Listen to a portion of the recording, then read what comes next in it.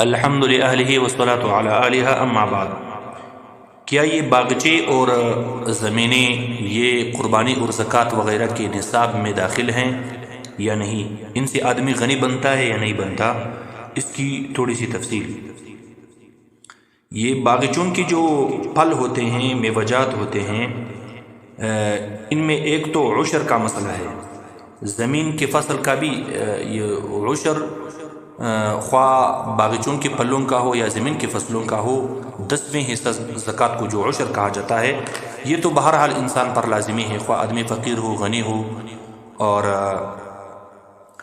فصل تھوڑی ہے یا زیادہ ہے،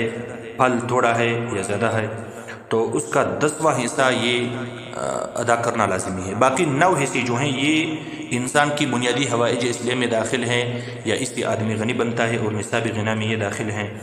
اس کی تفصیل علماء نے یہ بیان کی ہے، فقہاء نے، کہ اگر ان کے علاوہ آدمی کا کوئی اور آمدنی کا ذریعہ نہیں ہے، اور یہ پھل اور یا یہ فصل یہ سال بھر کی ضروریات کی کفایت سے زائد نہیں ہے، سال بھر کے نفقہ اور خرچہ کے بقدر ہے یا اس سے کم ہے، تو یہ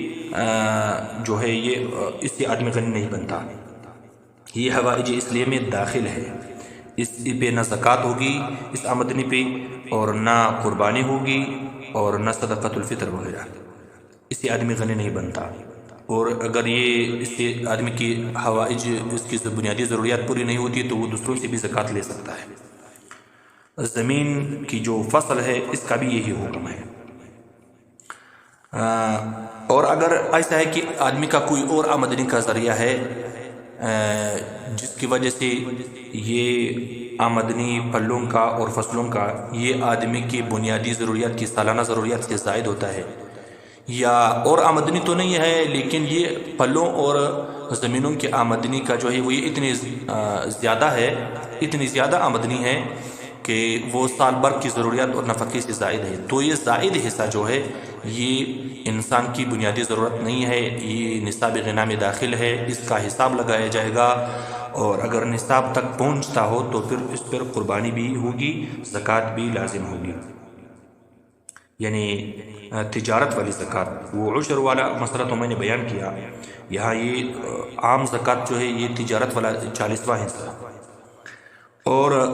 کاشت کی جو زمینیں ہیں اس میں علماء نے یہ تفصیل بیان کی ہے کہ اگر وہ زمین انہوں نے سفید چھوڑی ہے، فصل نہیں کی ہے، کاشت اس میں نہیں کی ہے، کھیتی باڑی اس میں نہیں کرتے ہیں، تو اس کی کچھ وجوہات ہو سکتی ہیں کہ کیوں اس نے کاشت نہیں کی ہے۔ وہ کاشت کرنے سے وہ عاجز ہے، اس کی مثلا تخم بیج کے پیسے اس کے پاس نہیں ہے، وہ فقیر ہے، وہ ٹریکٹر وغیرہ کے پیسے نہیں دے سکتے ہیں، اس وجہ سے مجبوری کی وجہ سے ہے، تو پھر وہ زمین ظاہر ہے کہ اس سے وہ آدمی غنی نہیں بنے گا۔ ہاں اگر اس نے اس کی ضروریات دوسری چیزوں سے پوری ہے اس لیے انہوں نے بیکاشت چھوڑ دی ہے،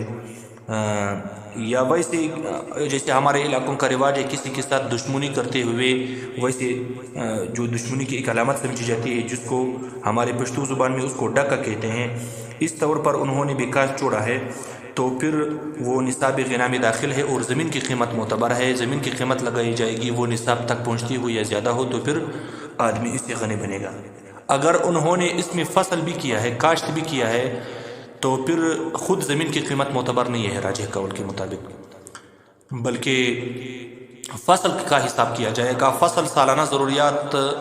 اور دوسری آمدنی سمیت اس کو حساب کیا جائے گا، یا دوسری آمدنی نہیں ہے صرف اس کی فصل کا حساب کیا جائے۔ یہ فصل جو ہے اس کی آمدنی سالانہ ضروریات اور نفقے اور خرچے سے بنیادی ضروریات، اس کی بات کرتا ہوں، بنیادی ضروریات سے وہ زائد ہے یا کم ہے، یا اس کی بقدر کفایت موجود ہے۔ اگر بقدر کفایت ہے یا اس سے کم ہے، سالانہ ضروریات اور خرچے کی بقدر ہے یا اس سے کم ہے، تو پھر یہ نصاب غنا میں داخل نہیں ہے، اس سے آدمی غنی نہیں بنے گا۔ اور اگر سالانہ ضروریات سے زائد ہے، وہ زائد حصہ جو ہے وہ نصاب غنا میں داخل ہے، اور اس سے آدمی غنی بنے گا۔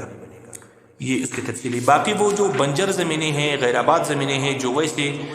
لوگوں کی طرف اس کی نسبت کی جاتی کہ فلان قبیلہ کا ہے، فلان قوم کا ہے،